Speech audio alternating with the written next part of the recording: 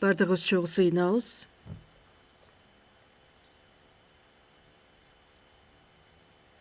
Bizi сүйгөн, біздің райымды ыйық асмандағы Құдай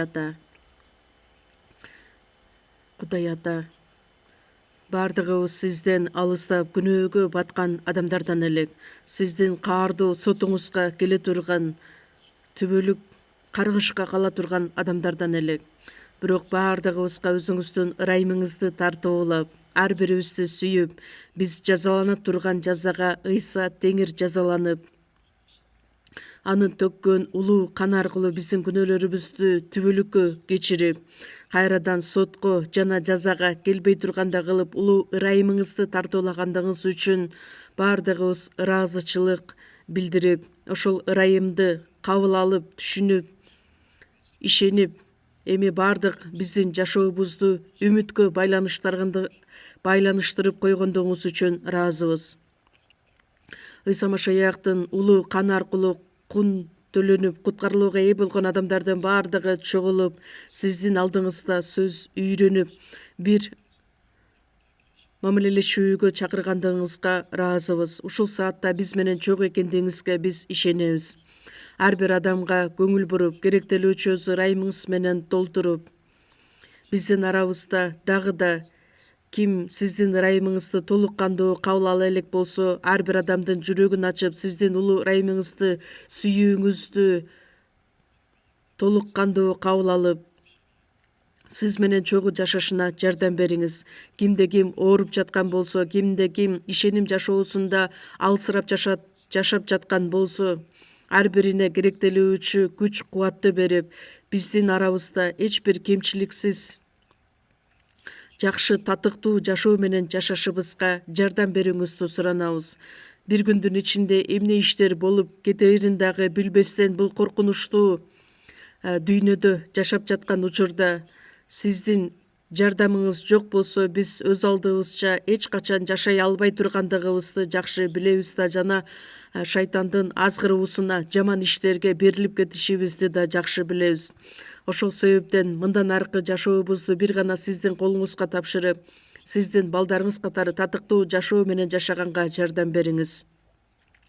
Биздин мамлекеттеги жыйындар, дүйнөнүн ар бир бурчунда жайгашкан биздин бардык жыйындар ишенимин бекем сактап, кайраттуулук менен жакшы кабарды таркатып келе жаткан биздин бардык бир туугандарга керектелүүчү ырайым менен толуктап, ыйык руктун жетеги менен дайыма чогуу болууңузду суранабыз. Ар бир убакытта бизге керектелүүчү сөзүңүздү берип, биз бара турган жолду ачык айкын кылып көрсөтүп бергендигиңиз үчүн ушул саатта биз менен чогуу экендигиңизге, сиздин улуу эркиңизди таанып билишибизге акылмандуулукка үйрөтүңүз жана жардам бериңиз. Биздин куткаруучу Ыйса Машаяктын ысымынан сыйындык. Аминь. Даңктоо группасын чогуу угабыз.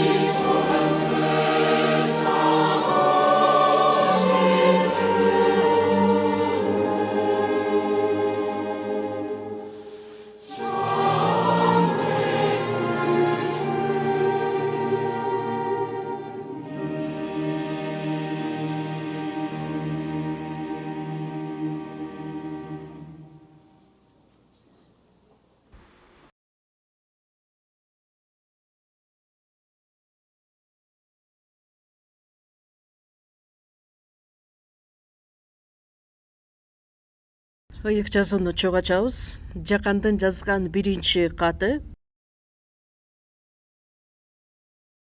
Жакан жазган биринчи кат 4-бөлүмдү чогуу ачабыз. Биринчи Жакан 4-бөлүм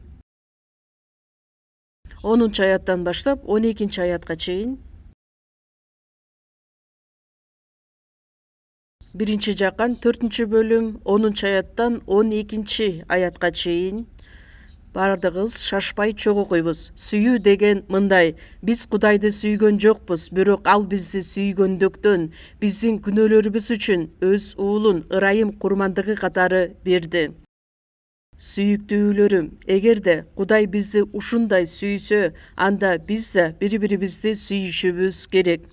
Кудайды эч ким эч качан көргөн эмес. Эгерде биз бири-бирибизди сүйсөк, анда Кудай биздин ичибизде жашайт жана биздин ичибизде анын жеткилең сүйүүсү бар. Ушуга чейин. Мурунку жекшембиде эсиңиздерде болсо, Кудайдын сүйүүсү жөнүндө мен силерге кененирээк айткан элем. Бүгүн дагы ошол эле теманы улантайын деп турамын. Ыйык жазуунун бүт мазмунун карап көрө турган болсок, эң эле маанилүү сөз бул Кудай ким экендиги жана Кудайдын астында жашаган биздер, биздин тагдырыбыз кандай тагдыр экендиги жана бизди адамзатын куткарып алыш үчүн Кудай кандай иштерди аткарган. Ошонун баардыгы ыйык жазуу толугу менен таң калыштуу керемет сөздөр менен жазылган. Биринчи Жакан 4-бөлүм 16-аятта Кудай сүйүү деген сөздөр айтылат. Англис тилинде God is love деп. Кудай сүйүү дегенди билдирет.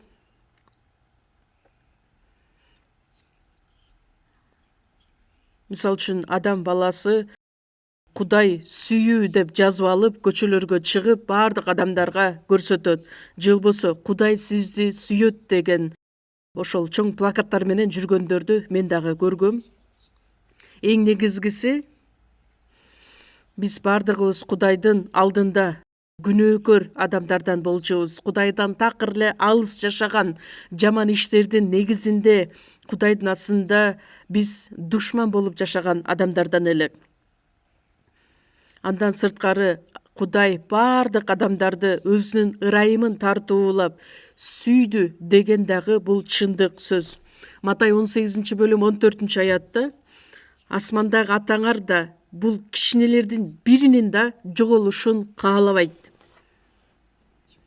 Кичинекей бирөөнүн дагы жөн гана өлүп калышын, же болбосо түбөлүккө адашып калышын Кудай эч качан каалабайт. Бул Кудайга жакпаган нерсе. Эмне үчүн? Анткени адамдардын баардыгы Кудай өз бейниси боюнча жараткан. Забур 48-бөлүмдө 21-аятта атак даңктуу деген сөз бул эң эле кымбат баалуу адам деп айтылат. Эң эле кымбат баалуу адам катары адамды жараткан, бирок өзүнүн канчалык баалуу экендигин билбесе, ал акылсыз, жөн гана өлө турган жаныбарларга эле окшош. Жаныбарлар бул Кудай үчүн жаратылган эмес, анткени өсүмдүктөрдүн баардыгы жаныбарлар үчүн, жаныбарлардын баардыгы адам үчүн жаратылган. Ал эми адам Кудай өз бейниси боюнча жараткандыгы ага байланыш болгон анын улуу эрки жана планы бар. Кудайга окшош болуп, Кудай түбөлүк жашаса, биз дагы түбөлүккө жашашыбыз үчүн бизди ошол максатта Кудай жараткан эле. Ошол укукка ээ болушубуз керек эле, бирок ал укукка ээ болуш үчүн адам бир ошол сыноодон өтүшү керек эле. Кудайга окшошом деп ал периште жерге кубаланып жиберилген, ал шайтан өзү ошол сыноону жеңе албаган. Ал сыноо эң эле биринчи Адам атага берилген эле. Бирок биринчи Адам ата ал сыноодо кулап калгандыктан Эйден багынан кубаланып чыгарылат дагы. Бул дүйнө, бул жер каргышка калган. Адам баласы бул дүйнөдө жашап жаткан учурда баардык кайгы, баардык оору, эмгек ошолордун баардыгын башынан өткөрүп, анан аягында өлүмгө дуушар болот. Бул күнөөгө баткан адамдардын Кудайдын сыноосу, Кудайдын жазасы жана каргышы.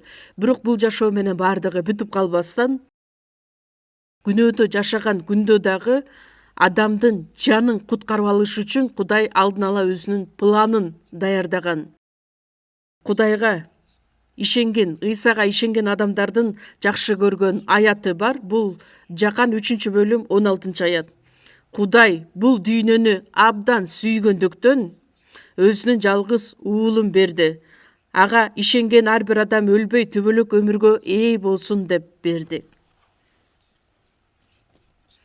Мисалы үчүн кореялык адам Американын чек арасына кирип бара жаткан учурда атайын анкета толтурушу керек эле мурунку убакытта.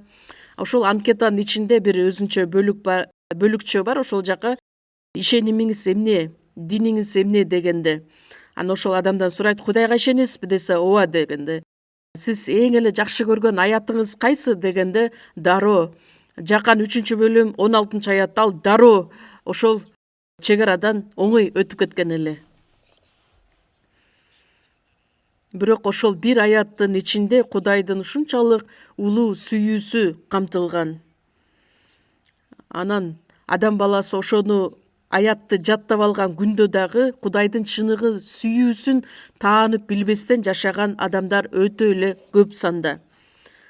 Бул дүйнөдөгү адамдарды Кудай өзүнүн бейнеси боюнча жараткан адамдардын баардыгын абдан сүйдү.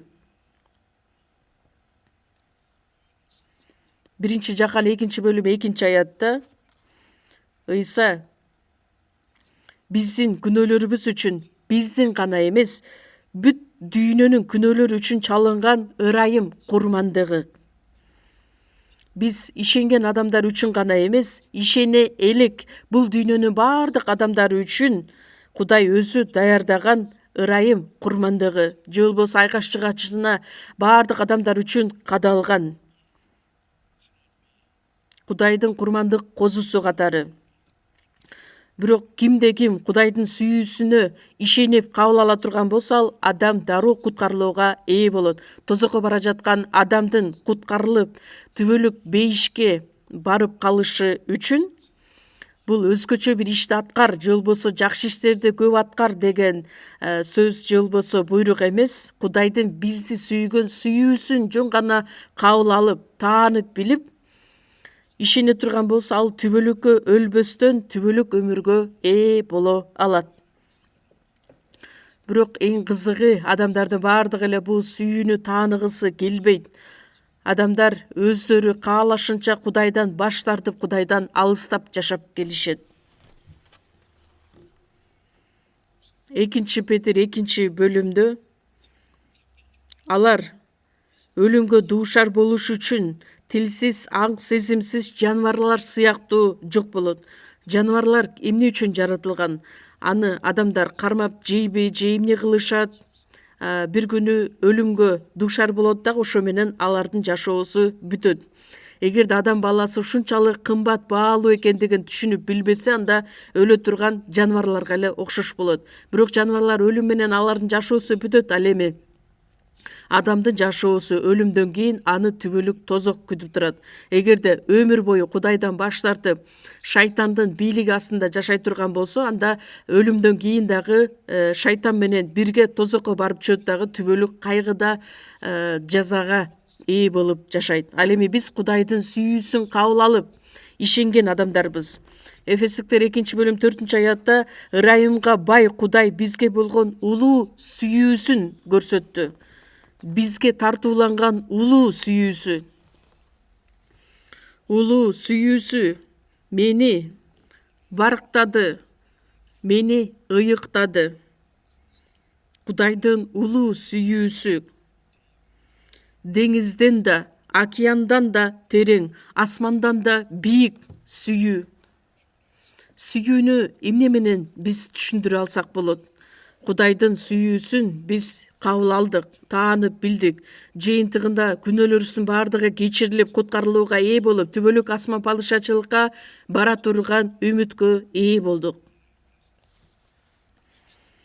Ошондуктан эң негизги мазмун биз башынан баштап эле Кудайдын астында сотко жана жазага тартыла турган аянычтуу күнөөкөрлөрдөн элек. Бирок Кудай бизди абдан сүйгөндүктөн бизди куткарып алыш үчүн өзүнүн жалгыз уулун айкаш жыгачка кадалганга чейин жиберген эле. Ыйса өлүп кайра 3 күндөн кийин тирилип 40 күн бою көптөгөн адамдардын астында көрүнгөн эле. Кудай өзү жиберген куткаруучу Машаяк экендигине адамдардын баардыгы ишене тургандай кылып күбөлөндүргөн. Иерусалимде башталган жакшы кабар сөзү бүт Жүйүт аймагында, Самарияда, бүт дүйнө жүзү боюнча таркайтыргандыгы жөнүндө айтылган эң акыркы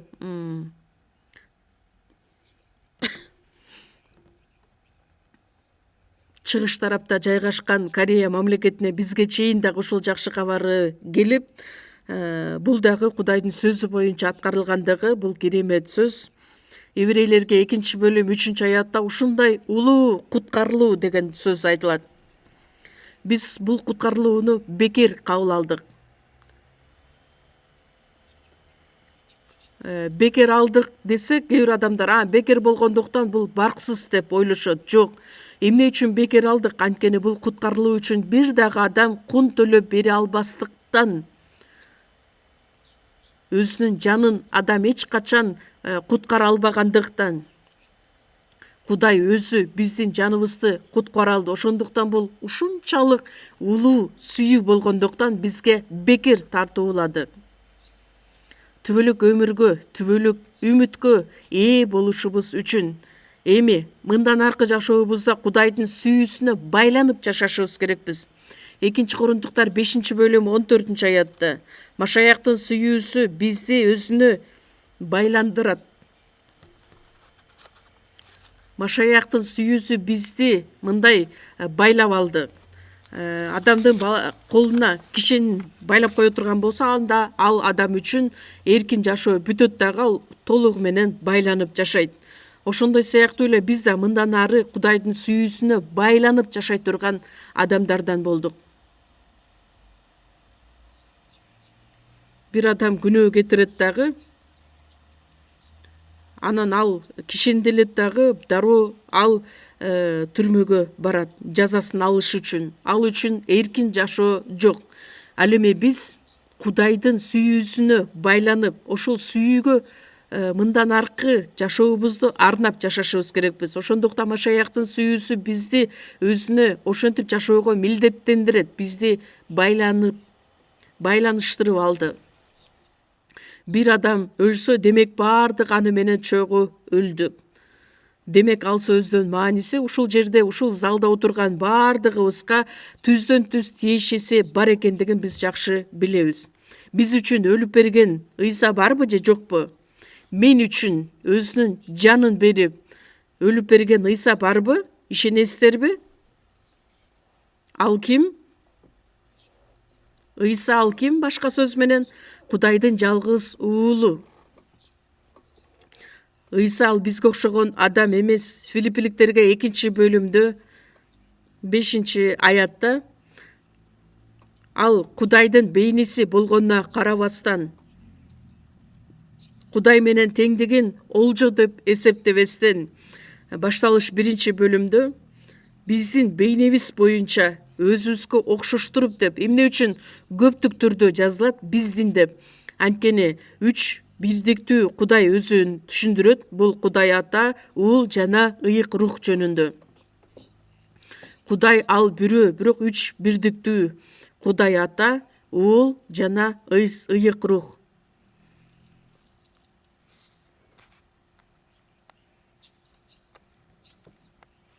Бул дүйнө жүзүн жараткан учурда Ыйса да башында эле бар эле. Дүйнө жаратылганга чейин эле Ыйса бар эле. Ал жаратуучу болгондуктан, жаратуучу Ыйса өзү. Накыл сөздөрдө дагы айтылат. ал адам эмес. Кудай менен теңдеген олжо деп эсептебестен өзүнүн улуу тактысын таштап бул дүйнөгө адамдын бейнесинде келген. Ал Ыйса Машаяк. Анан адамдарга окшоп эле бул дүйнөдө аял аркылуу Бейтлехем шаарында төрөлөт. 30 жыл бою кедей үй бүлөдө жашайт.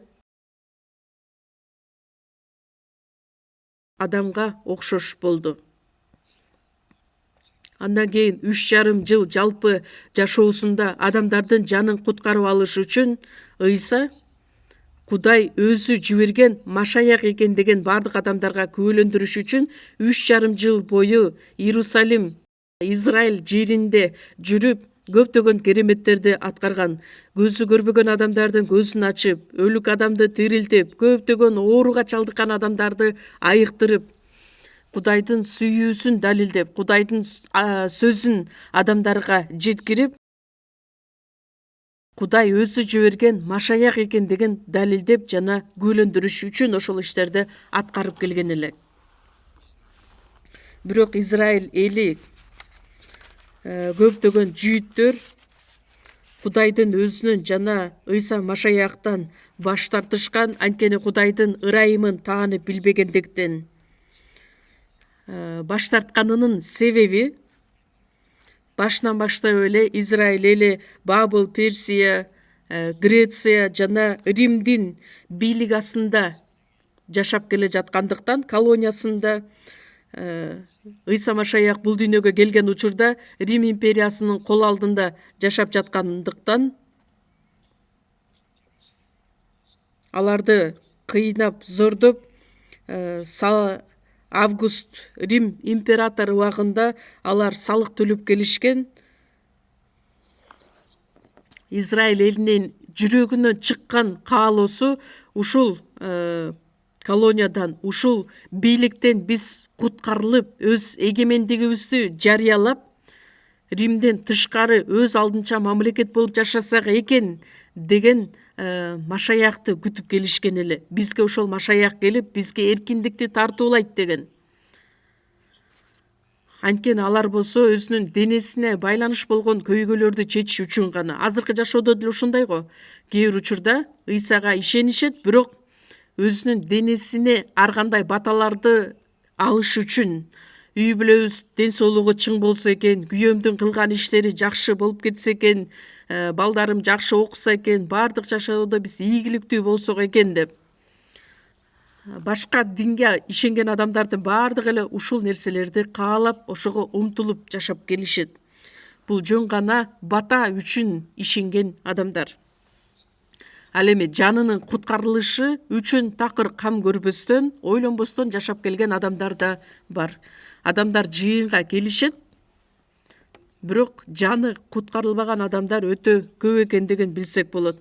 Жакан 3-бөлүм 3-аятта Ыйсанын айткан сөздөрү бар. Кимде ким жогорудан төрөлбөсө, Кудайдын падышачылыгын эмне кылбайт? Көрбөйт деп. Кирбейт деп жазылган жок, көрбөйт деп жазылат. Көрө албаса кантип кире алмак эле? Жакан 3-бөлүм 5-аятта. Кимде ким суудан жана рухтан төрөлбөсө, Кудайдын падышачылыгына кире албайт. Асман падышачылыкка бара турган бир эле шарт бар. Бул жогорудан төрөлүү. Жогорудан төрөлүү англис тилинде born again, кайрадан төрөлүү. Денеде бир жолу төрөлгөн болсо, ата энеси аркылуу, эми дагы бир жолу төрөлүүсү бул рухтан, Кудайдан төрөлүүсү. Качан ал Кудайдан төрөлгөндө, рухтан төрөлгөндө гана Кудайдын уулу болот, баласы болот жана асман падышачылыкка кире ала турган адам болот. Бирок адамдардын бардыгы эле ал нерсени билбегендиктен шайтандын бийлиги астында жашап келишет. Мисалы үчүн мен куткарылган убакытта эле карап көрө турган болсок, куткарылдым десең, адамдардын бардыгы эле бул эмне текеберленип кеткен адам го. Кантип куткарылгандыгыңды билесиң. Жогорудан төрөлдүм десең, андан огуш бетер таң калышат. Кандайча сен жогорудан төрөлмөгө элең?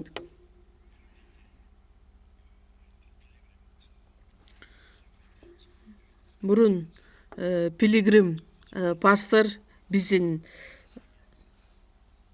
чоң стадионго келип, чоң семинар өткөргөн, ошол Ыйсага ишенген тарыхта өтө чоң керемет болуп өткөн. Анткени ошол жерде аянтчада миллионго жакын адам топтолуп,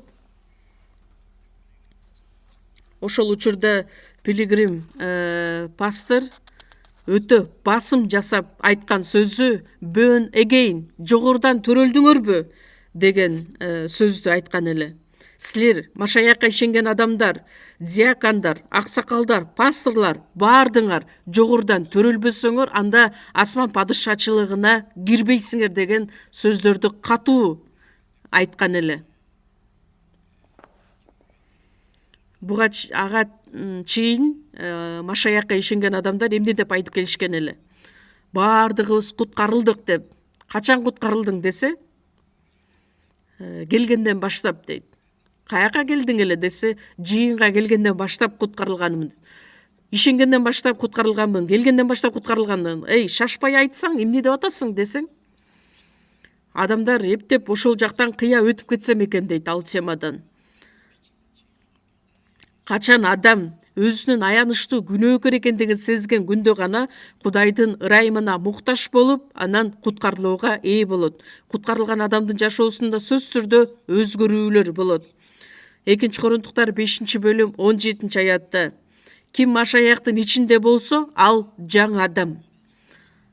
Адам атанын ичинен Машаяктын ичине өткөн адам болот. Ал албетте жаңы адам. Мурункунун баары өтүп кетти, азыр баары жаңы болду. Күнөөкөр адил адам болду. Тозокко бара жаткан адам түбөлүк өмүргө ээ болду. Эми ал жаңы адам болду. Ошол тажрыйба ар бир адамдын жашоосунда болушу керек. Андай тажрыйба башынан өткөрбөй туруп эле, анан качан куткарылдың деп сурасаң, мен билбейм, бирок куткарылдым деп жооп берет. Жыйынга келген күндөн баштап мен куткарылып калганмын дейт. Ошол убакытка чейин адамдарга суроону узатсаң, кээ бир адамдар эч бир оюна келбестен эле, ойлонбостон эле куткарылганмын деп эле оңой эле айта беришет. Бирок азыркы учурда дагы жасалма куткарылуулар өтө көп. Куткарылбаса дагы куткарылган адам сыяктуу өзүн көрсөткөн адамдар да өтө көп. Албетте адам Кудайдын улуу сүйүүсүн, ырайымын кабыл алып, ага ишенип, сөзсүз түрдө куткарылышы керек. Куткарылган адам гана Кудайдын баласы боло алат. Машаяк үчүн жашаган жашоо бул өтө эле керемет жашоо. Бул куткарылуу бекер берилет десең, бекер берилгендиктен бул барксыз нерсе деп ойлошот. Бул дүйнөнүн нерселери ошондой болушу мүмкүн. Бирөө сизге өтө эле кымбат чоң буюмду бекер бере бермек беле? Биздин жаныбыздын куткарылышы үчүн, шайтан бийлигинен толук кандуу куткарылышыбыз үчүн, тозокко бара жаткан адам асман падышачылыкка бара турган, Кудайдын даңкына ээ болушу үчүн, бул кичинекей эле ишпи сиздердин оюңуздар боюнча? Же барксыз ишпи? Мен да куткарылганга чейин 10 жылга жакын шунчалык тырышчаактык менен жашаганмын. Бейишке барса мен эң алдыңкы орундарда боломун деп ойлочумун. Анткени башка жаштарга салыштырмалуу мен кызыктуу иштерден, башкалардын баардыгынан баш тартканмын. Кичинекей кезимен баштап эле жыйынга барып, бир дагы жекшембини калтырбастан, жыйын тургузулуп жаткан учурда, курулуп жаткан учурда дайыма барып, жардам берип, кызмат кылып, сыйынып, анан руханий семинарияда дагы 4 жыл окуп, анан ишенген адамдардын ичинен эң жакшы ишенген адам менмин жана бейиште эң алдыңкы орунда болом деп ойлогонмун. Анан бирөө менден сураганда, жогорудан төрөлдүңүзбү дегенде, мен жогорудан төрөлгөнүмдү дагы билбестен эмне деп жооп береримди билбей. Анткени ал нерсе башыман өтпөгөндүктөн, тажрыйба жок болгондуктан, анан жыйынтыгында жогорудан төрөлбөгөн адам экенимди ошондо түшүнгөнмүн. Эгерде жогорудан төрөлбөсөм, анда элдерге жакшы кабарды айткан күндө деле сен жогорудан төрөлүп каласың деген сөз эмес. Андан кийин бардык адамдарды семинарга катышып, каникулдар болгон учурда айыл кыштак шаарлардын бардыгына элдерди кыдырып, жана чакыруу кагаздарын жиберип жыйынга чакырчумун. Бирок мен чындыгында 1962 жылы 30 октябрда кечки саат 8-де Кудайдын ырайымына ээ болуп куткарылган адам болдум. Буга чейин жашаган насаатчылар Джон Весли, анын бир тууганы Чарльз Весли, Чарльз Спержен, Фини, Витфилд, Америкадагы Ди.Л. Муди, ушулардын бардыгы өздөрү жогорудан төрөлгөндүгү жөнүндө ачык, айкын, баланча жылы, баланча айда, саат мынчада жогорудан төрөлгөнмүн деп өз ооздору менен айтып беришет.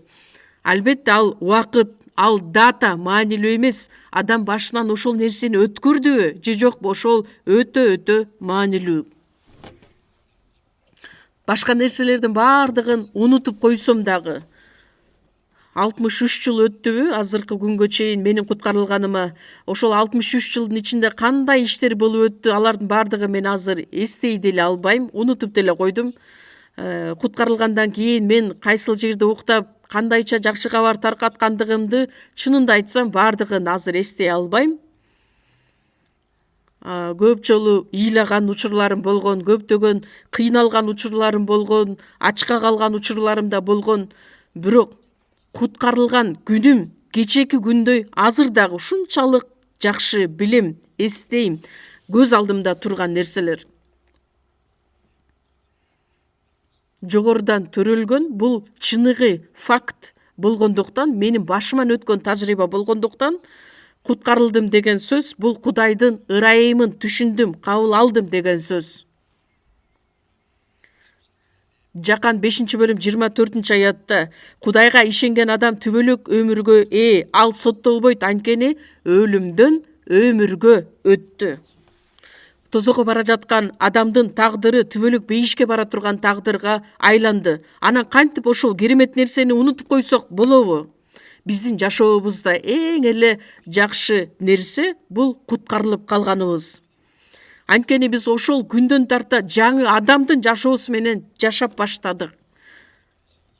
Ошондуктан биз үчүн эң керемет сөз, мурунку жумада дагы биз сиздер менен чогуу үйрөнгөнбүз, 1-Жакан 4-бөлүмдө Кудай сүйүү деген. Кудайдын сүйүүсү жөнүндө дагы да кененирээк биз үйрөнүшүбүз керек болгондуктан бүгүн дагы ошол теманы айтып жатабыз. 1-Жакан 4-бөлүм 10-аят. Сүйүү деген мындай: биз Кудайды сүйгөн жокпуз, бирок ал бизди сүйгөндүктөн биздин күнөөлөрүбүз үчүн өз уулун ырайым курмандыгы катары берди. Кудайдын сүйүүсү мындайча айкын болду.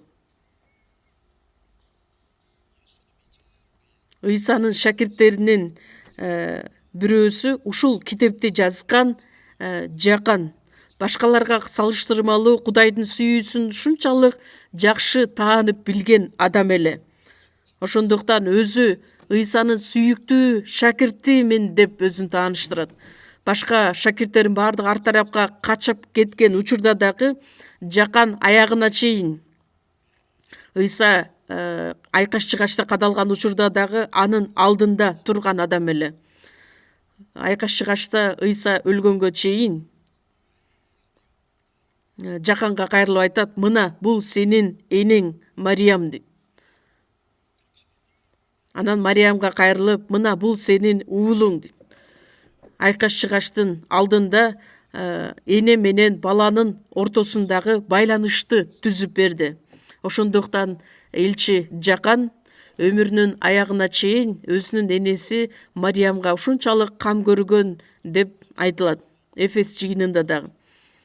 Кудайдын сүйүүсүнө өтө эле көп ээ болгон адам, өтө эле көп түшүнгөн адам. Ошондуктан жакан жазган жакшыга бар, 1, 2, 3 жакан жана Аян китебине чейин 5 китепти жазган адам катары таанымал. Кудайдын сүйүүсү жөнүндө ушунчалык жакшы сөздөрдү бул 1 жакан китебинде айтылат. Жакандын жазган 1 катында Кудайдын бүт сүйүүсү жөнүндө айтылат. Башка шакирттердин бардыгы башы алынып өлтүрүлгөн мыкаачылык түрдө. Ал эми Жакан элчи бул эң акырында Патмос аралына кубаланып чыгарылат дагы, анан ошол жакта Аян китебин жазган болот. Узак убакыт бою жашаган адам, анан карып калган убагына чейин жаш адамдарга окшоп эми мурункудай иш алып бара албагандыктан ал сөзү менен бардык адамдарга кайрылып, бири-бириңиздерди сүйгүлө, Кудайдын сүйүүсүн таанып билгиле деп ушул сөзгө көп басым жасаган эле. Биз Кудайды сүйгөн жокпуз, ал бизди биринчиден сүйдү. Биздин күнөөлөрүбүз үчүн өз уулун ырайым курмандыгы катары берди. Сүйүү жөнүндө ушунчалык кенен ушул өзүнүн катында чагылдырган.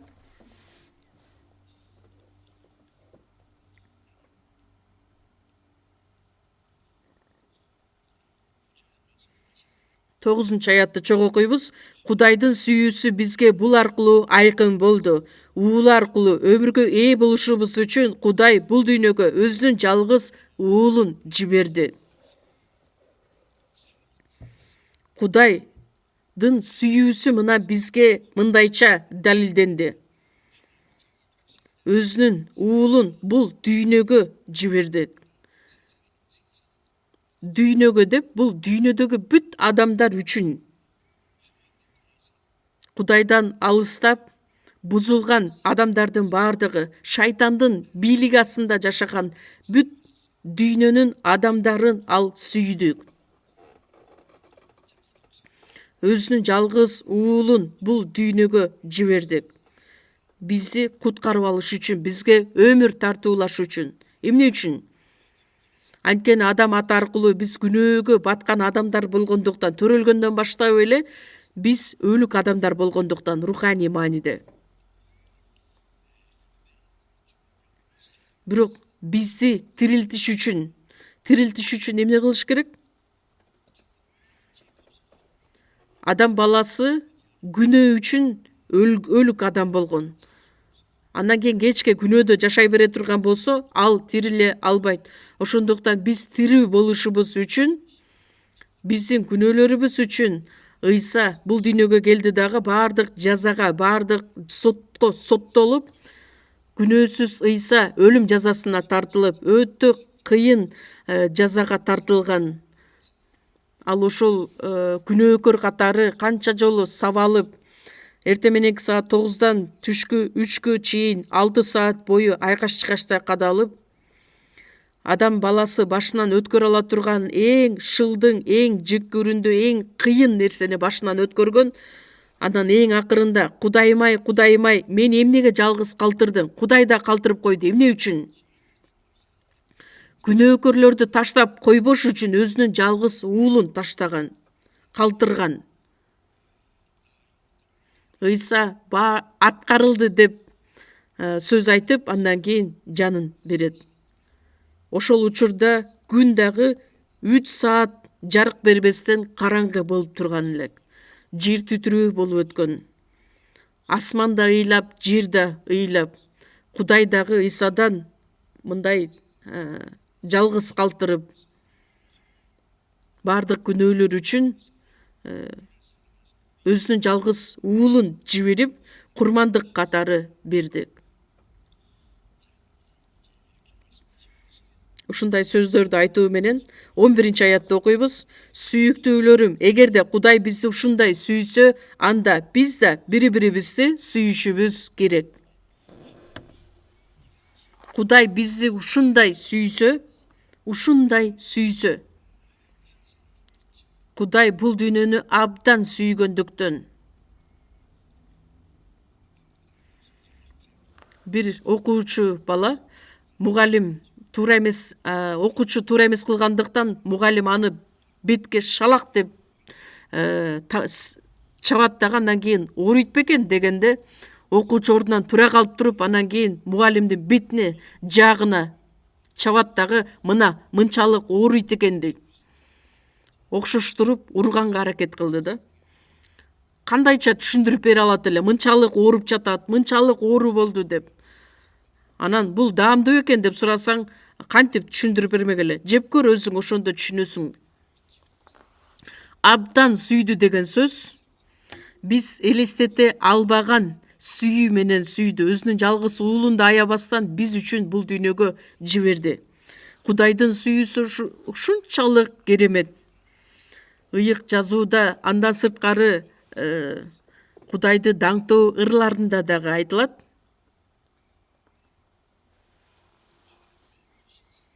Кудайдын улуу сүйүүсү тиги алыс бийик турган жылдыздардан да бийик.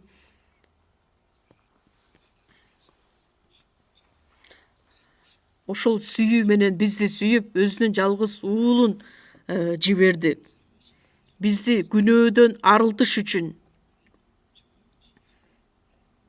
Ал ушунчалык улуу сөз менен жеткире алгыс сүйүү экендиги айтылат. Ушундай улуу куткарылуу эмес, ушундай улуу куткарылуу дешибиз керекпиз. Жөн эле ушундай улуу куткарылуу эмес, мындай көркөмдөп айтышыбыз керекпиз. Анткени асманды материал кылып, деңиз суусун калем кылып алсак, анан ошону менен кантип сүйүүнү биз сүрөттөп бүтө алат элек. Анда калем канчалык чоң көлөмдө болушу керек эле. Деңиздин суусу мындай малып, андан кийин материалга баардыгын түшүрүшүбүз үчүн эң чоң тамгалар менен жазышыбыз керек болот. Ушундай улуу куткарылуу. Эгерде Кудай бизди ушундай сүйсө, биз дагы эми бири-бирибизди сүйүшүбүз керек. Ыйса айтат, мен силерди кандай сүйгөн болсом, силер да бири-бириңерди ошондой сүйгүлө. Менин сүйүүмдө болгула, силер да бири-бириңерди сүйгүлө. Бир дагы адам буга чейин Кудайды көргөн эмес. Ыйса көзгө көрүнбөгөн Кудайдын өзүн бизге көрсөткөн, күбөлөндүргөн.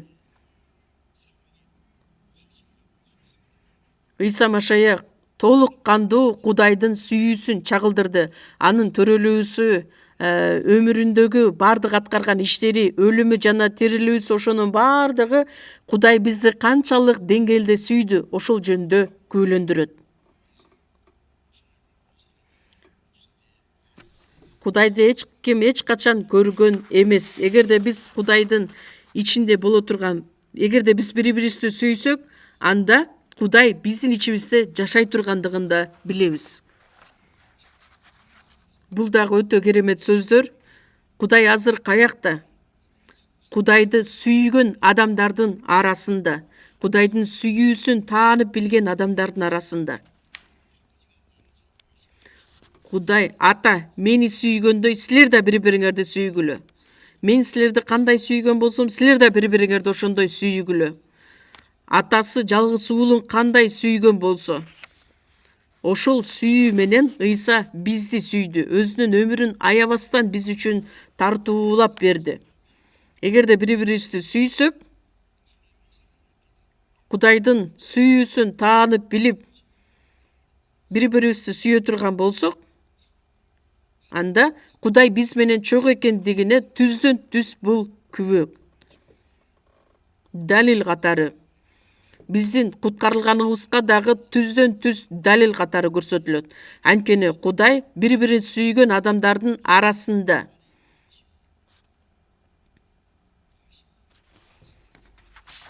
Кудайдын жеткилең сүйүүсү биздин ичибизде болот. Жеткилең сүйүү жаралат.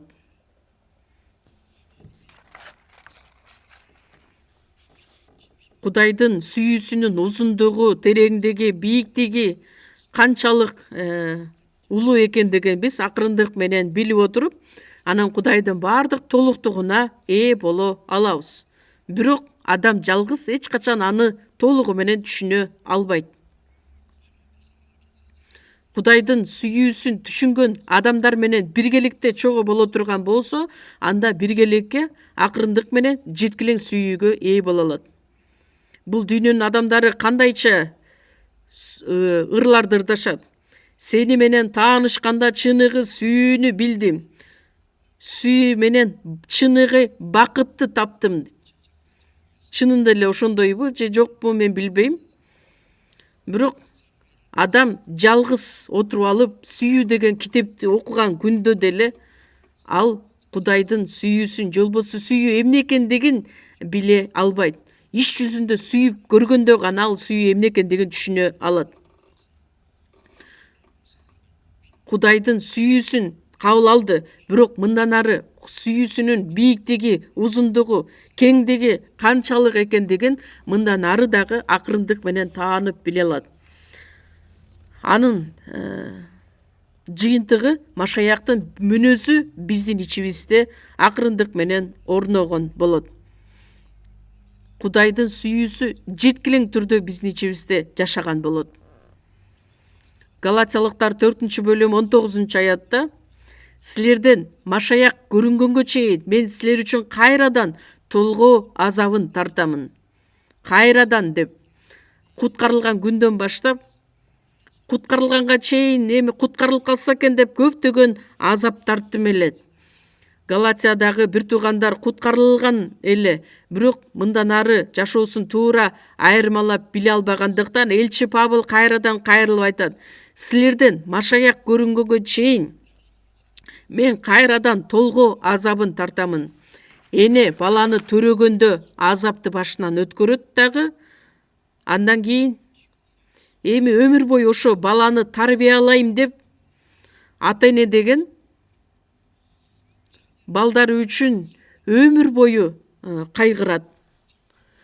Жада калса үйлөндүргөн күндө дагы, күйөөгө берген күндө дагы баласы үчүн дайыма кайгырат, ойлонот. Мисалы үчүн атасы канчалык даанышман адам боло турган болсо, баласы дагы ошондой даанышман болуусун каалайт. Матай 5-бөлүм 48-аятта асмандагы атаңар кандай жеткилең болсо, силер да ошондой жеткилең болгула. Адам кандайча Кудайга окшоп жеткилең боло алмак эле. Менин жарымыма эле окшош деп айтмак беле? Жок. Атасы канчалык даанышман болсо, баласы да ошончолук даанышман болуусун каалайт. Ошондуктан Машаяктын мүнөзү, образы биздин жашообузда толугу менен чагылдырылышы үчүн биздин ойлогон оюбуз, сүйлөгөн сөзүбүз, кылган иштерибиз, жүрүш турушубуз баардыгы акырындык менен Машаякка окшош болушу керек дагы. Машаяк келген учурда баардыгы толук кандуу өзгөрүлөт, жеткилең түрдө. Ошондуктан 1-Коринтуктар 13-бөлүм, бул жакшы билесиздер да, сүйүү сөзү жазылат. 4-аяттан 7-аятка чейин. Сүйүү чыдамдуу, боорукер, сүйүү көрө албастык кылбайт, мактанбайт, текеберденбейт, адепсиздик кылбайт, өз пайдасын көздөбөйт, ачууланбайт, кек сактабайт. Чындыкка кубанат, баарын жаап коет, баарына ишенет, баарынан үмүт үзбөйт, баарын көтөрөт. Ошол сүйүүнү түшүндүрүш үчүн эмне үчүн мындай башаламан? Анткени бул түздөн түз Машаяктын мүнөзү чагылдырылгандыктан. 1-Коринтуктар 13-бөлүм 4-аяттан 7-аятка чейин сөздөрдүн баардыгы Машаяктын өзүн чагылдырат. Ошондуктан биз дагы акырындык менен ошол жеткилең сүйүүгө жете алабыз. Галатиялыктар 5-бөлүм 22-аятта рухтун жемиши 9 жемиш жөнүндө айтылат. Ошол 9 жемиштин эң эле биринчиси эмне? Бул сүйүү. Куткарылган адамдын ичинде ыйык рух жашайт. Ыйык рухтун жетеги менен акырындык менен Кудайдын толуктугуна ээ болуп, Машаякка окшош болуп, анын мүнөзүнө окшош болуп жашай алат. Куткарылган адамдар бири-бирин көрө албастан урушуп, талашып, жек көрүп жашаса, анда чындыгында ошол адамдын жашоосунда Машаяктын мүнөзү чагылдырылабы? 1-Корунтуктар 3-бөлүмдө 1-аяттан баштап карасак, элчи Павыл Корунттагы адамдарга барып жакшы кабарды таркатып, ал жакта дагы куткарылган адамдар пайда болот. Бирок элчи Павыл, силер дагы да Машаяктын жолунда жаш балдар экениңерди түшүндүм. Канча жыл өтсө дагы деле жаш балдарсыңар. Мисалы үчүн ата энесинин балдары дагы эрке айтканыңды укпаса, анда бул бала качан эсине келет болду экен, качан чоңойот болду экен деп ата энеси ал үчүн да кайгырат.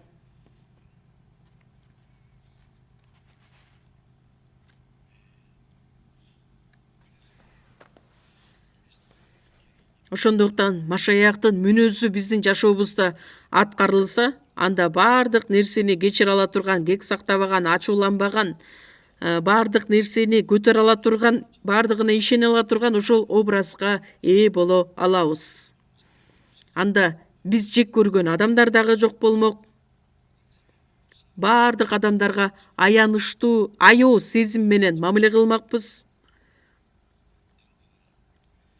Ошентип отуруп Машаякка окшош болуп жашайбыз. Буддалар кимге окшош?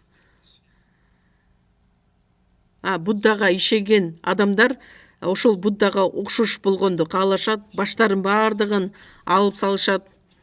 Андан кийин дененин каалоосу чыга турган болсо өзүн чаап коюп, бардык нерседен өзүн сактап, акырындык менен ошол Буддага окшоп калышат. Машаякчылар кимге окшош болушу керек? Машаякка ишенген адамдар кимге окшош болушу керек? Машаяктын өзүнө окшош болуш керек да, Кудай Атага окшош болушубуз керекпиз. Машаякка окшош болгула, үлгү алгыла деген дагы китеп бар. Элчи Павыл 1-Корунтуктар 11-бөлүмдө айтылат: мен Машаяктан үлгү алгандай эле, силер да менден үлгү алгыла. Элчи Павыл чындыгында Машаякка окшош болуп жашаган адам эле. Куткарылган күндөн тарта элчи Павыл өмүрүнүн аягына чейин Машаяк үчүн жашаган адам. Жаңы келишимдин 14 китебин жазган. Римге барып ашы алынып өлтүрүлгөнгө чейин бир гана жакшы кабар үчүн жашаган адам эле. Анан Галатиялыктар 6-бөлүмдө Исанын жараатын өзүмдүн денемде алып жүрөм дейт. Кудай өзүнүн бардык нерсесин Ыйса Машаяк аркылуу көрсөткөн. Ал эми Ыйса Машаяк асманга көтөрүлгөндөн кийин анын бардык жашоосу элчи Павылдын жашоосу аркылуу чагылдырылган. Элчи Павылдын денедеги жашоосу аркылуу Ыйсанын бардык образы чагылдырылган. Ошондуктан бардык адамдарга кайрылып, мен Машаяктан үлгү алгандай, силер да менден үлгү алгыла. Мындай сөздөрдү ким айта алат эле? Биз дагы акырындык менен Машаякка окшош болуп жашашыбыз керекпиз. Сүйлөгөн сөздөрүбүз, ойлогон оюбуз, жашаган жашообуз, алдыга койгон максаттарыбыз бардыгы сөз түрдө Машаякка окшошуп жашашыбыз керекпиз. 1-Петр 1-бөлүмдү чөйгө ачабыз. Петрдин жазган 1-каты 1-бөлүм 8-аят.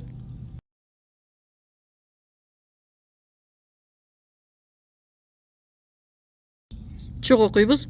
Силер аны көрбөсөңөр да сүйөсүңөр.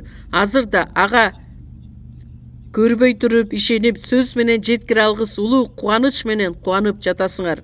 Анткени ишенимиңердин максатына, жаныңардын куткарылышына жетесиңер. Ыйсаны көрбөсөңөр да сүйөсүңөр. Петрдин айткан сөзү, ушул сөздү окуп жаткан адамдардын бардыгы Ыйсаны көрбөгөн адамдар да. Силер Ыйсаны көрбөсөңөр да аны сүйөсүңөр. Азыр да ага көрбөй туруп, биз деле Ыйсаны көргөн жокпуз да. Кудайды да көргөн жокпуз, Ыйсаны да көргөн жокпуз. Бирок сөз аркылуу Кудайга ишенебиз. Сөз аркылуу Ыйсаны таанып билдик. Ыйсанын сүйүүсүн таанып билдик. Анын мүнөзү кандай экендигин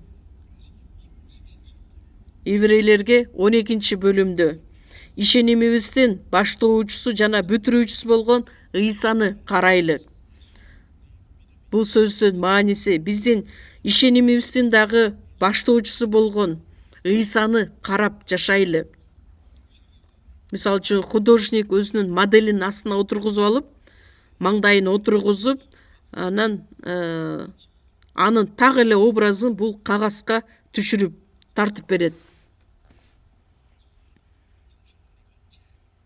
Бир чоң эне менин келбетимди кагазга түшүрүптүр, өтө жакшынакай кылып тарткан. Мен Москвага барганда дагы көчөдө өтүп бара жатсак, бирөөлөр болсо, пастор отурсаңыз сизди да сүрөткө түшүрүп беришет деп, анан мына тартыңыз деп түп-түз болуп отуруп бердим. Анан мага оп-окшош кылып тартып коюптур. Менин кабинетимде турат, карандаш менен тарткан, ушунча жакшы тарткан адам. Модельди отургузуп, анан так эле ошондой кылып, мурдун, көзүн, оозун, чачтарына чейин баардыгын кагаз бетине түшүргөндөй эле биз дагы Ыйсаны карайлы деген сөз баардык Ыйсаны өзүмдүн жашоом алып келүү оюм менен дагы, жашоо менен кылган иштерим менен дагы. Мисалы үчүн энеси курсагында жаткан балага ар кандай нерселерди үйрөтөт. Бала төрөлгөнгө чейин энеси өзү ушунчалык урматтаган, сыйлаган адамдын сүрөтүн маңдайына коюп, анан кечке ошол адамды карап өтүрсө, анда ичиндеги бала ошол адамга окшошуп калабы? Жок. Билбейм, окшошобу, окшошпойбу. Эгерде биз дайыма Ыйсаны гана карап жашай турган болсок, Ыйсаны карап, ойлоп, ой жүгүртүп, ага окшош болуп жашайлы деп аракет кыла турган болсок, албетте биздин жашообуз ага окшош болот. Биз куткарылган адамдар туура эмес жашап, шайтанга окшош болуп кетишибиз болбойт. Ал адамдар анан кебетеси дагы мындайча жаман болуп өзгөрүлүп кетишет. Азыр дагы аны көрбөй туруп, сөз менен жеткире алгыс улуу кубаныч менен кубанып жатасыңар. Сөз менен жеткире алгыс улуу кубаныч менен кубанып жатасыңар. Ошондуктан 17-забур 2-аятта Дөөт падышанын сөзү: сени сүйөм, Теңирим, күч кубатым менин. Эми жаттап калдыңыздар окшойт, Сени сүйөм, Теңирим, күч кубатым менин. Менин жашоом болгон, менин өмүрүм болгон, менин түбөлүк үмүтүм болгон Теңирим, сени сүйөм. Ушундай сөздөрдү айта аласыздарбы? Теңир өзүнүн сүйүүсүн аябастан бизге толугу менен төгүп берди. Өзүнүн өмүрүн тартуулап берди. Ыйса Жакан 15-бөлүмдө айтат, достору үчүн өз жанын берип коюудан, эмне дейт? Жаттап койсоңуздар деле болот эле да. Достору үчүн өз жанын берип коюудан өткөн сүйүү жок. Эгерде менин айткан сөздөрүмдү аткарсаңар, анда менин досторумсуңар. Бизге окшогон күнөөкөрлөрдү куткарып, бизди достору кылып алыш үчүн биз үчүн өзүнүн жанын берип куткарды.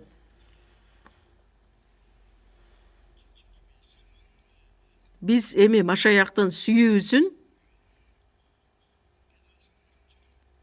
таанып билгендиктен эми жашообузда, күнүмдүк жашообузда ар дайым аткарып жашашыбыз керекпиз. Мисалы үчүн, жубайлардын деле ортосунда жаңыдан жолуккан учурда сезими бар болгондуктан сүйүү жарылат. Анан денеге байланыш болгон сүйүү болот. Андан кийин айла жоктон сүйүп башташат. Эмне кыла алабыз эми? Айла жок сүйсө.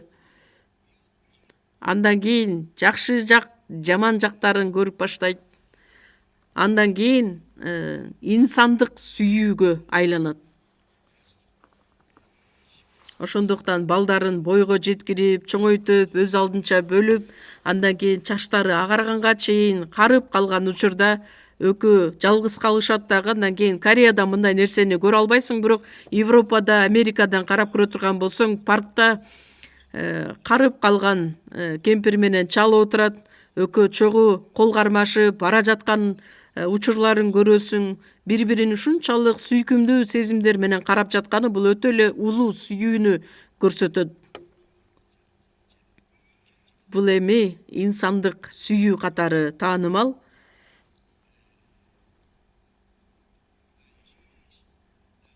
Менин өмүрүм болгон Теңирим сени сүйөм.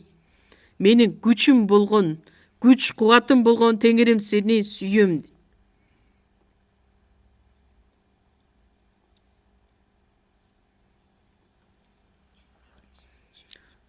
Кудайдын айткан сөзүн сөз түрдө аткарып жашайт. Анткени Кудайды сүйгөнү бул сөзүн аткарып жашаганды билдирет. Жакан 14-бөлүмдү чогуу ачабыз. Жакан жазган жакшы кабар 14-бөлүм.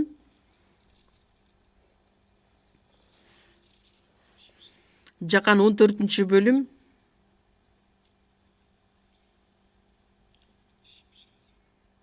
Жакан 14-бөлүм 21-аятты окуйбуз. Ким менин осуяттарымды билсе жана аткарса, ал мени сүйөт. Ал эми мени сүйгөн адамды атам сүйөт. Аны мен да сүйөм жана ага өзүмдү ачып берем. Ыйса: ким менин осуяттарымды аткарса, ал мени сүйөт. Теңирди сүйгөн адам сөз түрдө анын айткан сөздөрүн, осуяттарын аткарат.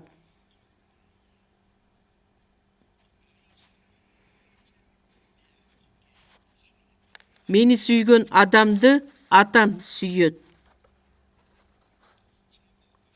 Мурунку жумада деле айтканмын, 144-забур 20-аятта. Теңир өзүн сүйгөндөрдүн баарын сактайт. Теңир өзүн сүйгөндөрдүн баарын сактайт.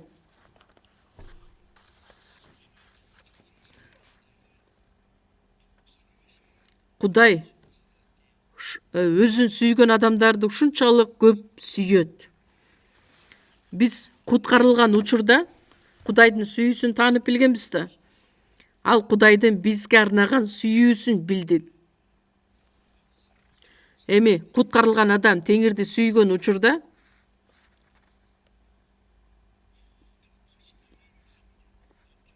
мындан дагы өзүнүн улуу сүйүүсүн тартуулайт.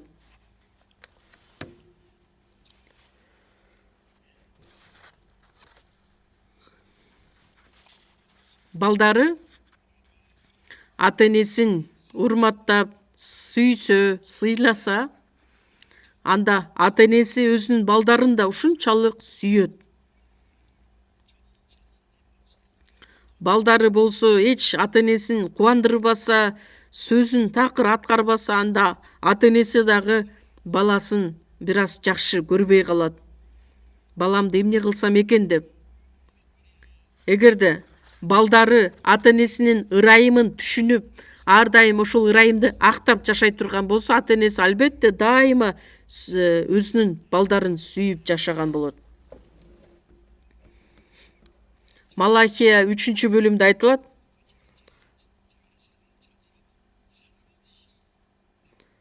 адам баласы өзүнүн уулуна кандай ырайым кылса, мен да аларга ошондой ырайым кылам.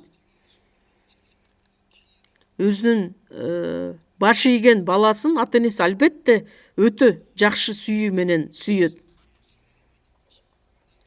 Ал эми мени сүйгөн адамды атам сүйөт. Аны мен да сүйөм жана ага өзүмдү ачып берем.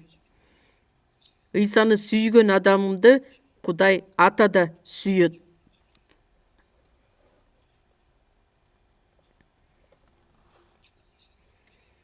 Теңирди сүйгөн болсо, Теңирдин ар бир айткан сөзүн, осуяттарын аткара турган болсо, анда Ыйсаны дагы да таанып билген болот. Анан Ыйсаны да таанып билбестен, ага тил алчаак да болбостон, анан кийин жөн эле сөз уга турган болсо, ыйык жазууну кантип толук кандуу таанып биле алат эле. Сөзсүз түрдө иш жүзүндө аткарылышы керек.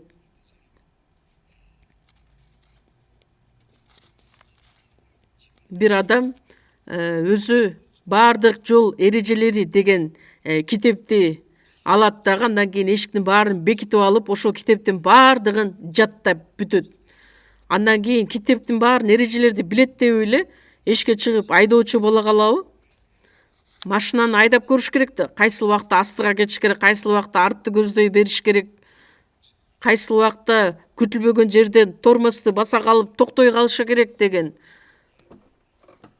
жол эрежелерин жөн эле жаттап алат деп эле анан дароо айдоочу боло албайт. Иш жүзүндө тажрыйба катары моторду, андан кийин ар бир машинаны жүргүзүп, күтүлбөгөн жерден кандайча иштерди аткарышы керек, иш жүзүндө ал башынан өткөрүп үйрөнүшү керек. Мен 75-жылдан баштап машина айдаганмын. 50 жыл болду машина айдаганыма. Мен машина айдаганда өзүмдү ушунчалык спортсмен сезем. Сеулга келген учурда, Пусандан Сеулга чейин Дэу компаниясы чыгарган кичинекей бир машина бар эле. Ошону өзүм айдап, семинар өткөрүп, анан кийин кайра өзүм жалгыз машина айдап келчүмүн. Азыр деле машина айдаганды ушунчалык жакшы көрөм, бирок мага эч ким машина айдаттырбайт. Машина айдай турган убактым да жок. Келгиле мен деле айдайынчы десем, мага эч ким бербейт рулду. Анан былтыркы жылдын аягында айдоочулук күбөлүктүн датасы аягына келип калгандыктан алмаштырыш керек болуп калды. Анан алмаштырсамбы, алмаштырбасамбы, алмаштырбай койсом өзүм бир аз жаман болчудаймын. Анан акыркы бир күн калган учурда бардым дагы, анан кийин айдоочу күбөлүктү алмаштырып салдым. Азыр дагы айдоочулук күбөлүгүм бар. Ушунчалык машина айдагым келет, бирок эмне кыларымды азыр билбей турам.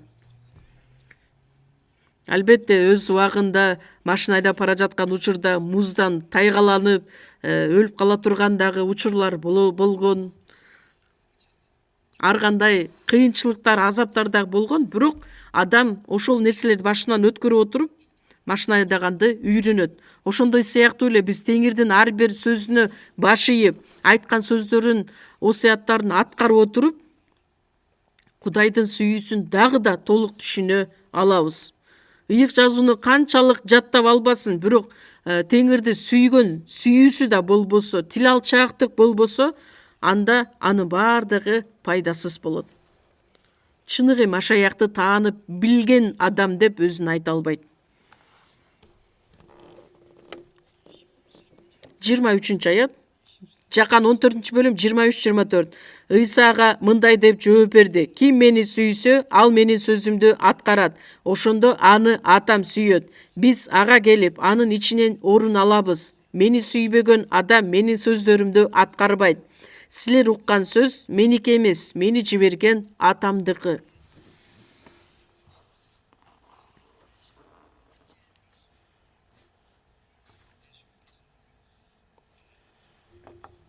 Ыйса ким мени сүйсө, ал менин сөзүмдү аткарат дейт.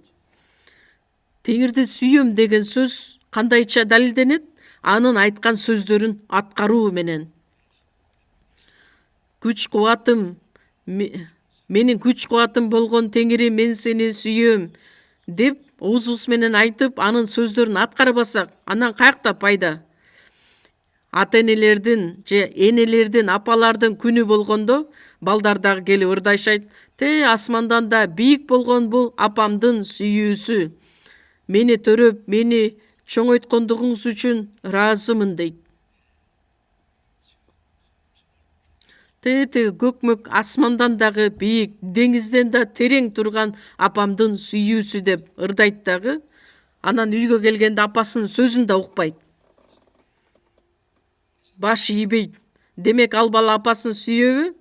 Ал ырдаган ыры дагы жалган ыр болуп калат. Биздин даңктуу ырларда деле айтылат го, мурункуга караганда мен Кудайды азыр жакшы сүйөм дегенде Теңир айтат, сен чынында эле мени сүйөсүңбү? Теңир бизге айтат, бизден дагы сүйүүгө ээ болууну каалайт. Бизди сүйгөн Теңир биздин сүйүүбүзгө ээ болууну каалайт. Жакан 21 бөлүм 15 аятта кайрадан тирилген Ыйса өзүнүн шакирттеринин астына келип Петирден сурайт. Петир буга чейин мен өлсөм дагы эч качан сенден баш тартпайм дейт. Ошол сөздү айтып шилекейи курганганга чейин эле Ыйсадан 3 жолу баш тартат. Анан Петир Ыйсанын астында ушунчалык уялган болот, ушунчалык өзүн жаман сезет. Бирок Ыйса Петирден 3 жолу кайрылып сурайт, буларга караганда мени көбүрөөк сүйөсүңбү? Ооба Теңир, сени сүйөрүмдү өзүң билесиң деп жооп берет. Менин козуларымды кайтарды. Ошол эле суроону кайрадан бергенде Петир кайра эле ушул сөздөр менен жооп берет. Теңир азыр бизден да ушундай сурайт.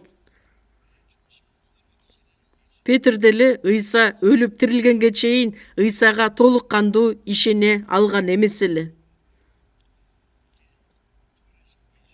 Кайрадан тирилген Ыйсаны көргөн учурда эми буга чейин шектенген нерселердин баардыгы жоголуп, чынында аны сүйөм дейт.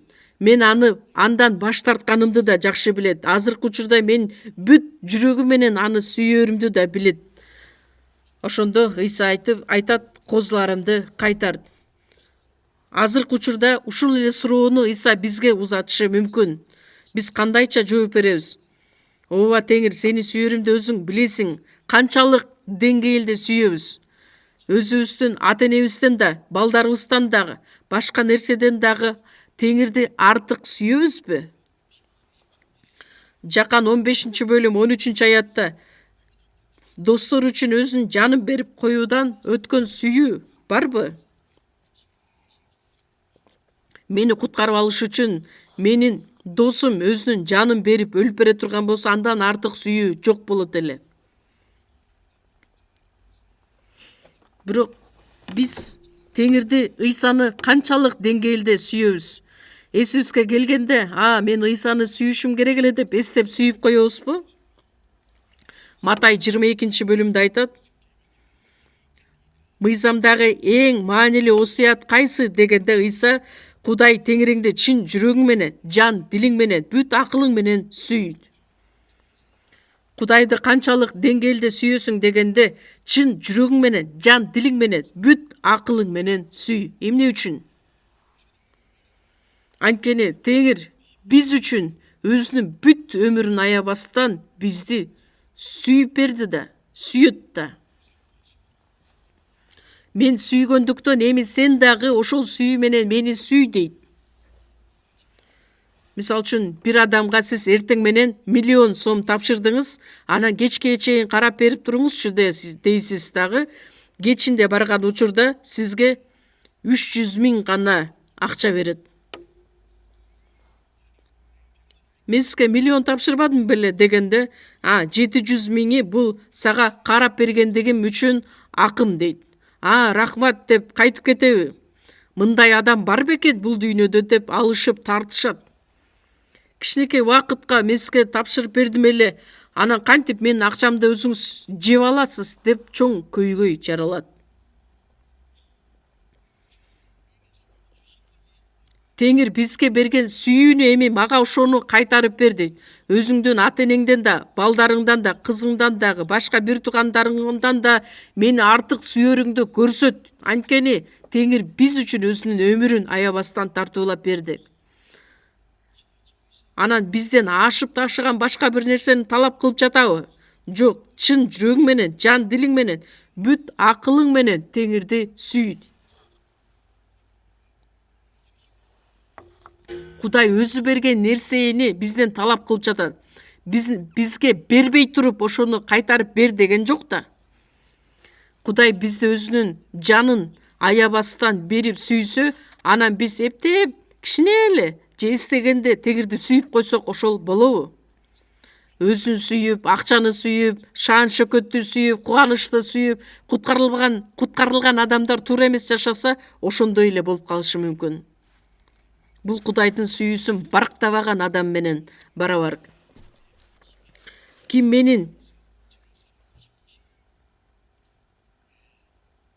мени сүйсө, ал менин осуяттарымды аткарат.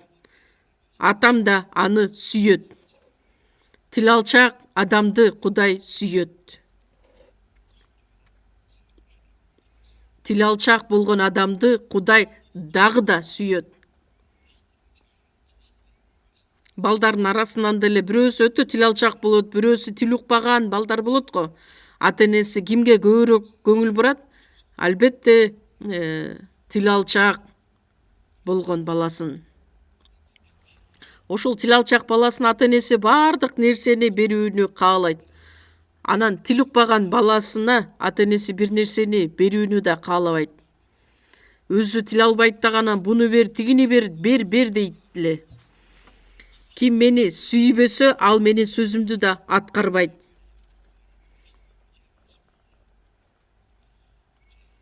Силер уккан сөз меники эмес, мени жиберген атамдыкы. Биз тегирди сүйсөк, анда анын сөзүн аткарышыбыз керек болот. Анан 96 забурда 10 аятта Теңирди сүйгөндөр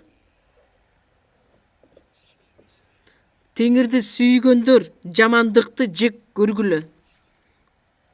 Жамандык бул шайтандан келген нерсе. Сыйынганда биз кандайча сыйынабыз?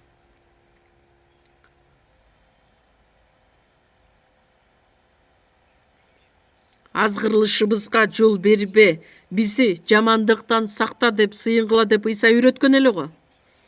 Ошол жамандык бул шайтандан келген. Ошол азгырылып кетпешибиз үчүн жамандык, азгырылуу бул шайтандан. Куткарылган адам да эгерде жаман иш кыла турган болсо, жаман иш жөнүндө ойлой турган болсо, шайтан да анын ордуна ар кандай ойлорду салып коет. Жүйүт Искариоттун оюна Ыйса Машаякты сата турган ойду салат.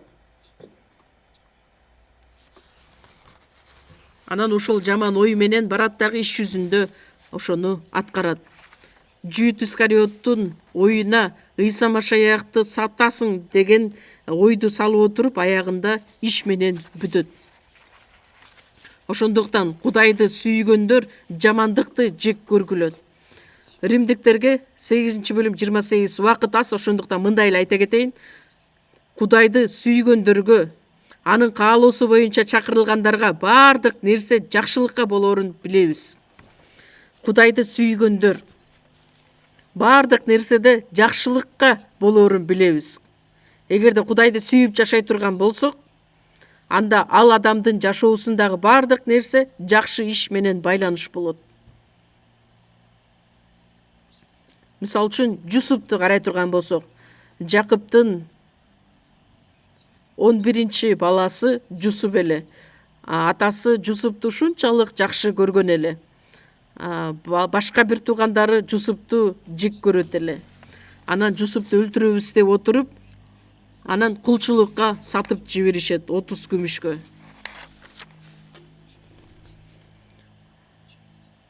Күнөөсүз Жусуп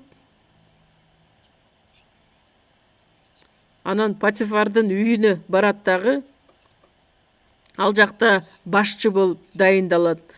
Ал ушунчалык акылдуу, келбети дагы өтө жашнакай, сүйкүмдүү жаш улан элек.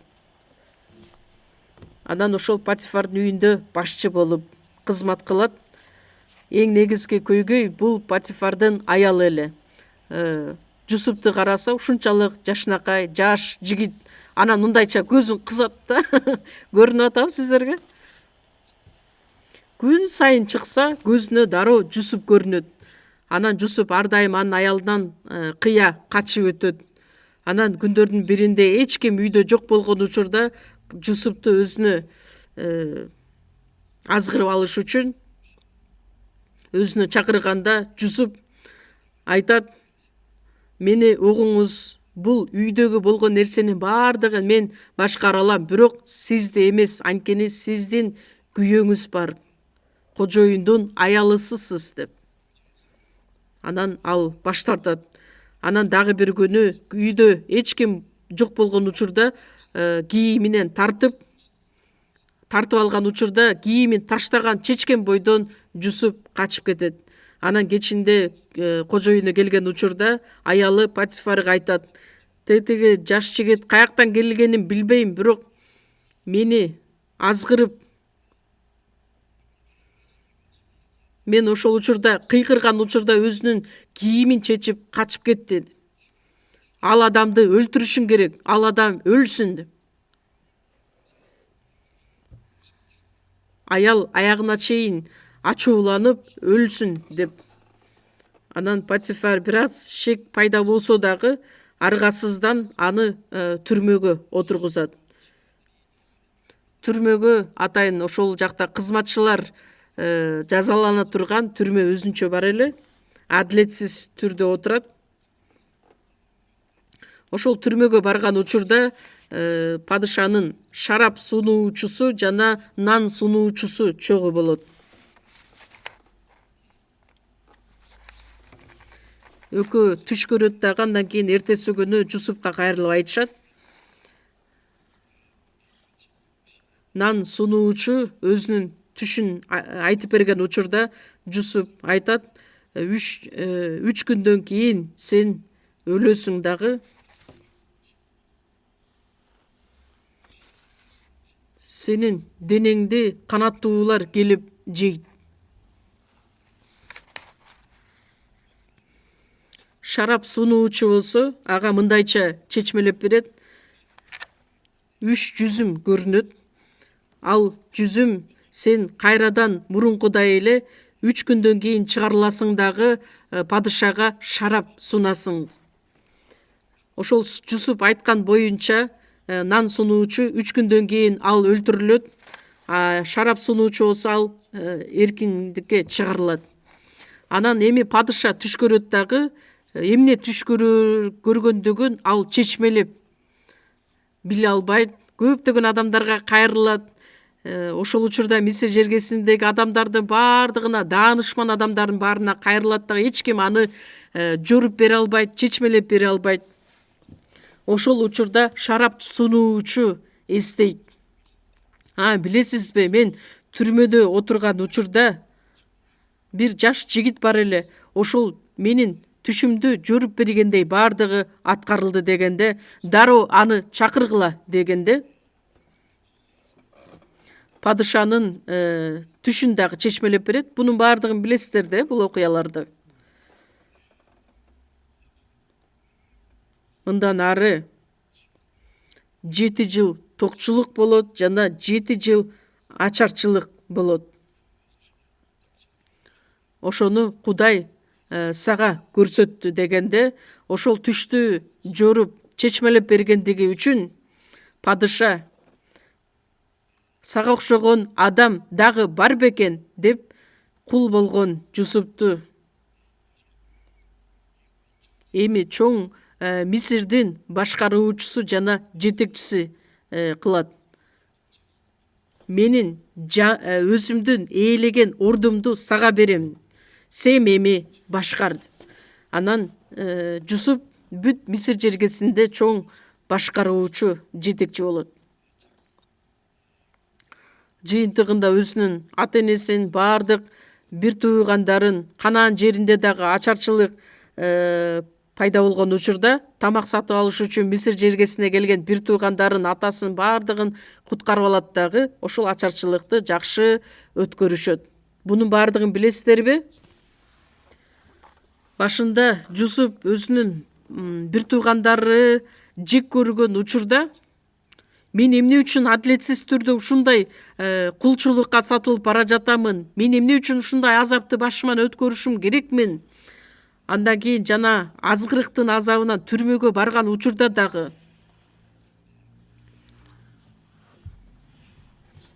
наарасы болуш керек эле, бирок ал аягына чейин Кудайга ишенип, Кудайга таянган учурда Кудай аны менен болду. Ошондой сыяктуу эле биз бардыгыбыз куткарылган адамдар Кудайды сүйүп, Жусупка окшоп жашай турган болсок, анда биз кылган иштердин бардыгы жакшылыкка болоорун билебиз.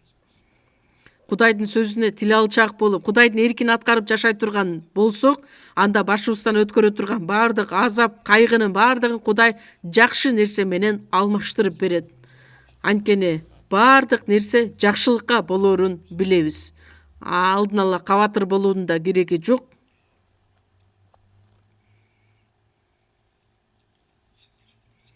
Бир жерде эле чогуу ача кетели. Ачалыбы же ачпай эле коелубу? Римдиктерге 8-бөлүмдү чогуу ачабыз. Римдиктерге 8-бөлүм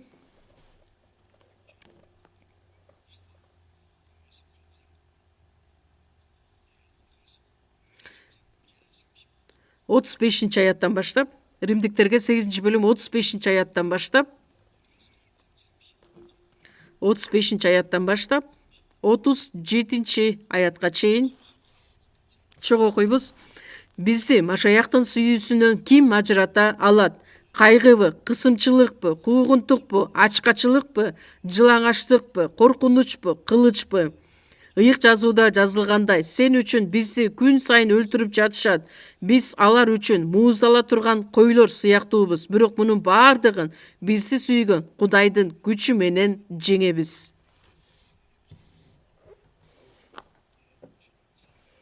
Биз Кудайды сүйө турган болсок, анда бизди Машаяктын сүйүүсүнөн ким ажырата алат?